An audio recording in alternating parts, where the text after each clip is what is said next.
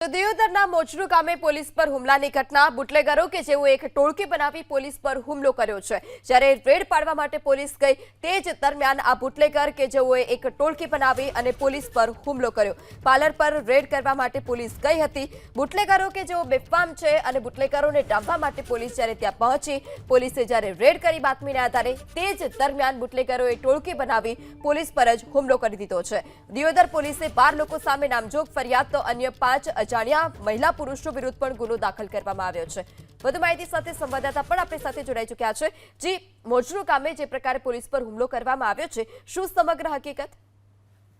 બિલકુલ મહત્વની વાત છે કે દિયોદર પોલીસ મોજરૂ જૂના ગામે બાતમીના આધારે દારૂની રેડ કરવા ગઈ હતી। તે દરમિયાન બુટલેગરોએ જ ટોળકી બનાવી પોલીસ ઉપર હુમલો કર્યા હોવાની ફરિયાદ નોંધાઈ છે। મહત્વની વાત છે કે જે મોજરૂ જૂના ગામ છે ત્યાં પાર્લર ઉપર દારૂ વેચાતા હોવાની બાતમી મળી હતી। તે આધારે પોલીસે કાર્યવાહી કરી હતી। જોકે પોલીસ કર્મીઓ ઉપર પથ્થર અને લાકડી વડે હુમલો કર્યો હતો। જોકે એક પોલીસ કર્મી ઇજાગ્રસ્ત બન્યો છે। જે ઇજાગ્રસ્ત બનેલો પોલીસ કર્મી છે તેને તાત્કાલિક ધોરણે સારવાર અર્થે ખસેડવામાં આવ્યો છે। તો દિયોદર પોલીસે 12 લોકો સામે નામજોગ જે ફરિયાદ છે તે દાખલ કરી છે। તો અન્ય જે 5 અજાણ્યા જે મહિલા પુરુષ છે તેના વિરુદ્ધ પણ ગુનો દાખલ કર્યો છે। ગેરકાયદેસર જે મંડળી રચી પોલીસ ઉપર હુમલો કરતા હાલ તો પોલીસે તપાસનો ધમધમાટ હાથ ધર્યો છે।